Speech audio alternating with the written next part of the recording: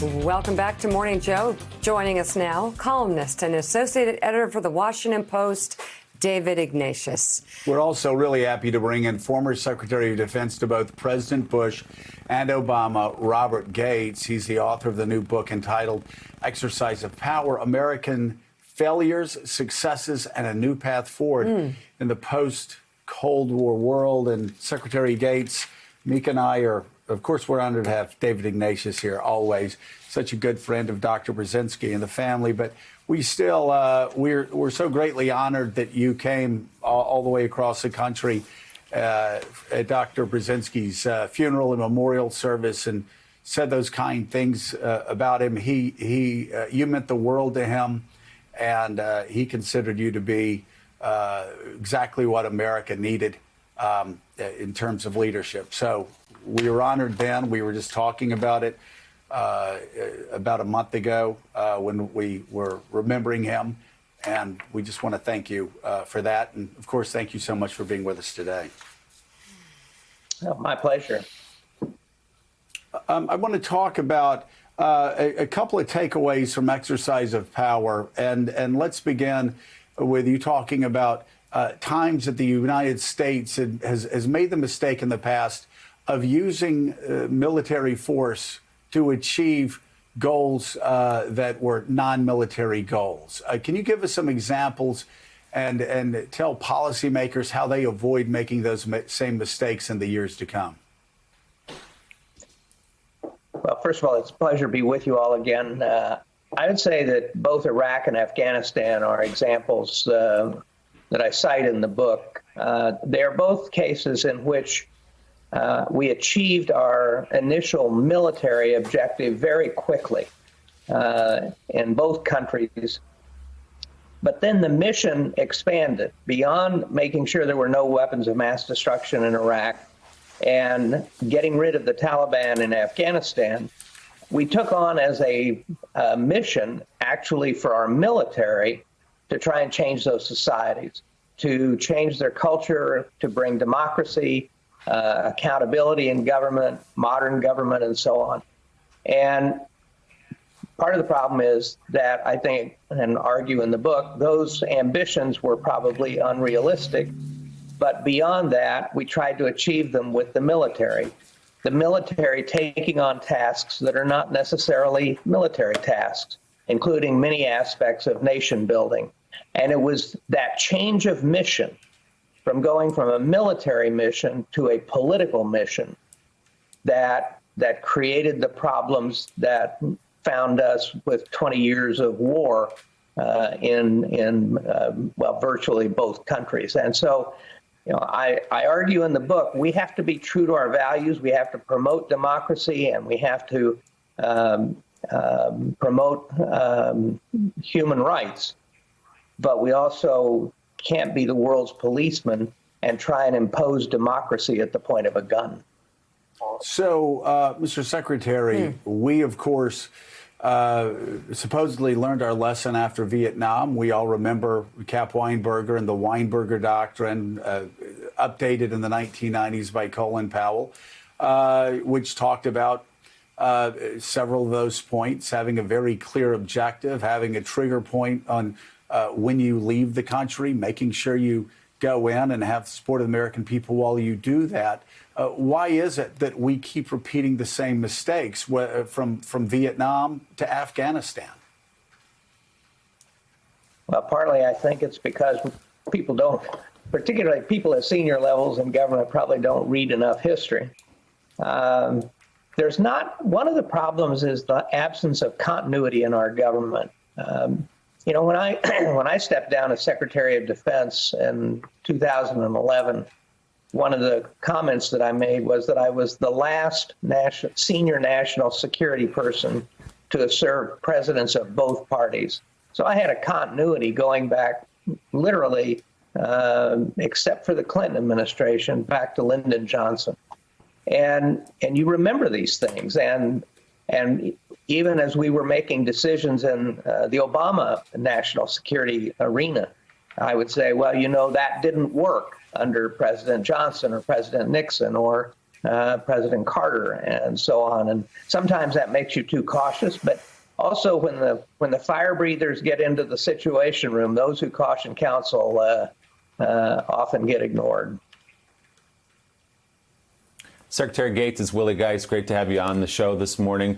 You have such an interesting perspective on this when we talk about Iraq and Afghanistan, because, of course, you were there as Defense Secretary from 2006 to 2011, not at the beginning of either of those wars, but in the middle of them. So as you talk about Afghanistan, and you said it was a mistake to take on this idea of a moral mission to help create a free society and to change the culture of Afghanistan, an exercise in futility, you say we should have been out of there in January of 2002.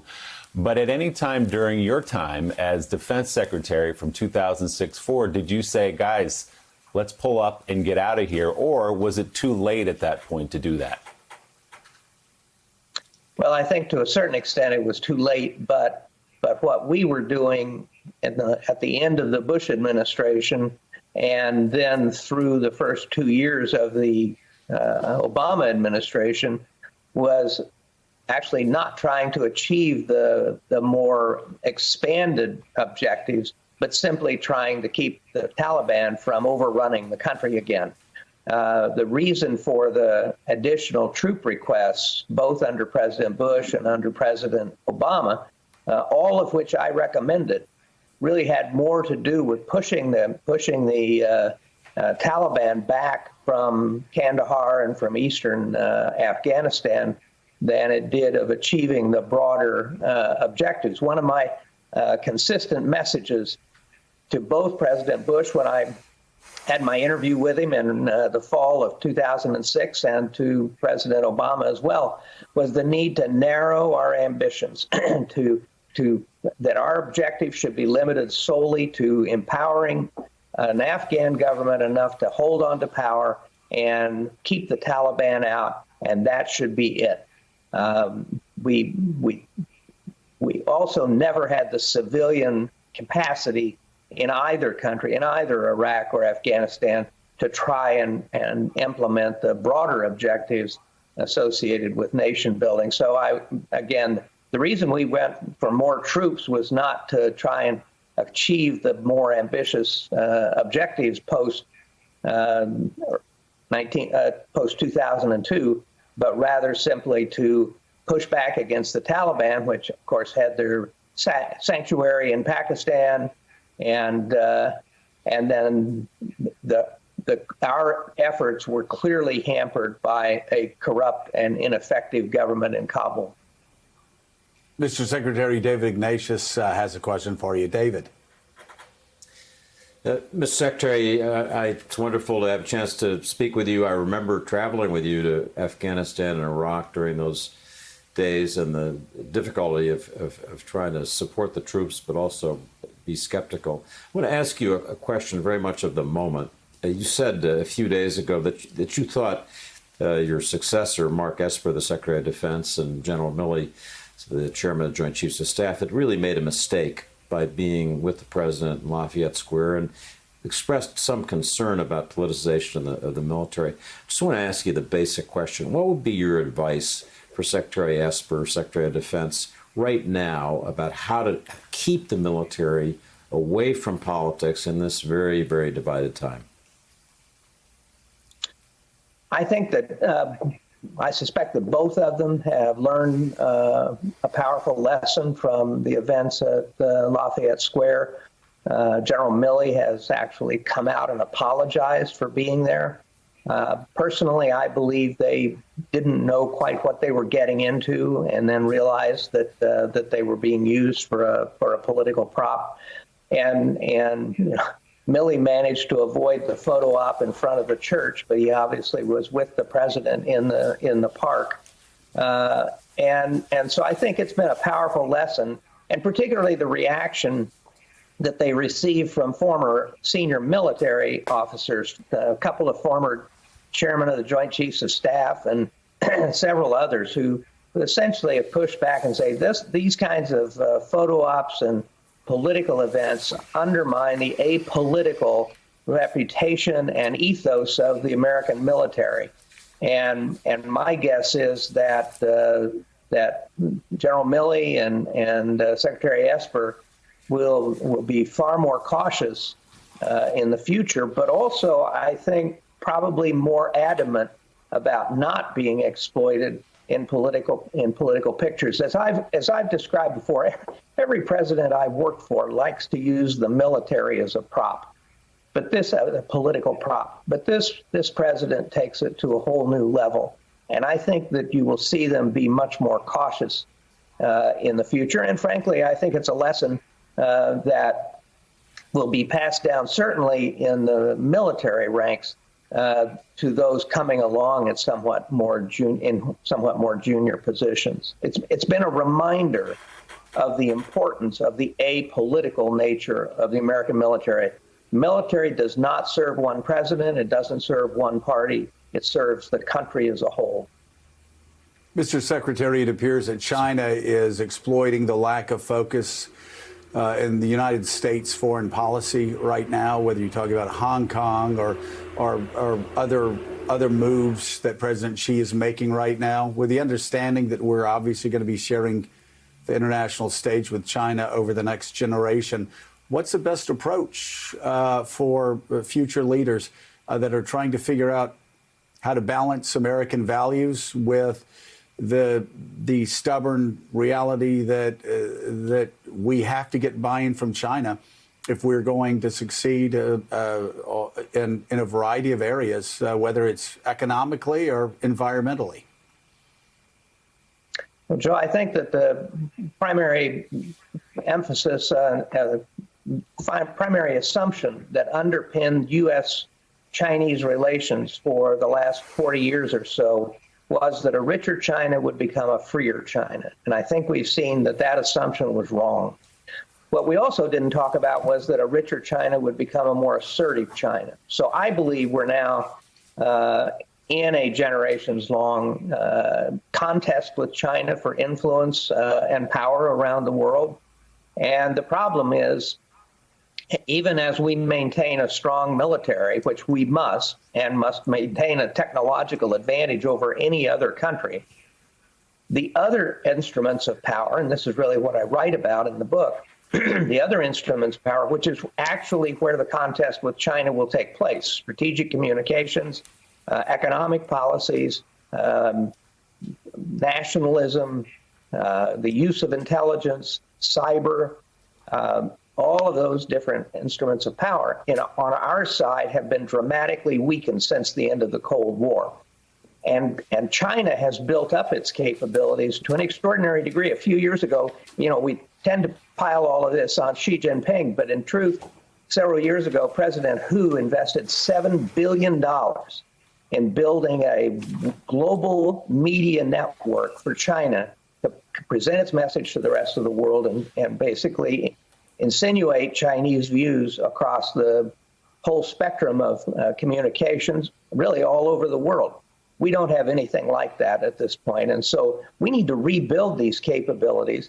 I would say we also need to restructure the way we do our national security. I argue in the book that the 1947 National Security Act, which established the current structure for national security, is past its sell-by date. We need to restructure. There's no permanent place at the table for anybody having to do with international economics. We have nothing going in terms of strategic communications. It's stuck away in a corner of the State Department. So we need to rebuild all those capabilities and basically have some basic changes if we're going to be successful in this non-military contest with China as we look to the decades ahead. Mr. Secretary, a lot of people ask me what I think my father would be thinking at this time. I'd rather hear what you think he would be thinking. So that's number one. And also, you have a section in your book that really warns against speaking too kindly about autocrats. We obviously have that problem. What are the obvious and not so obvious consequences? Well, Mika, you would be able to answer this question better than me, but my sense is that your father, Spig, would probably have his head in his hands at this point and shaking his head. I think that I think he would say what one of my other mentors, Henry Kissinger, would say, and the third, the trifecta, if you will, Brent Scowcroft, is we don't have a strategy. We don't have a long-term strategy for how we deal with China or even Russia, for that matter. We basically are taking it day by day, and so I think the Chinese have a strategy, and that happens to be a big strategic advantage for them right now. We need one. Yeah. All right. We really do. Thank you so much, Mr. Secretary. The new book is Exercise of Power: American Failures, Successes, and a New Path Forward in the Post-Cold War World. Again, former Defense Secretary Robert Gates, thank you so much. We greatly appreciate it, and we're honored to have you with us this morning. Thanks a lot. It's good to be back with you. Yeah. Thanks for checking out MSNBC on YouTube, and make sure you subscribe to stay up to date on the day's biggest stories. And you can click on any of the videos around us to watch more from Morning Joe and MSNBC. Thanks so much for watching.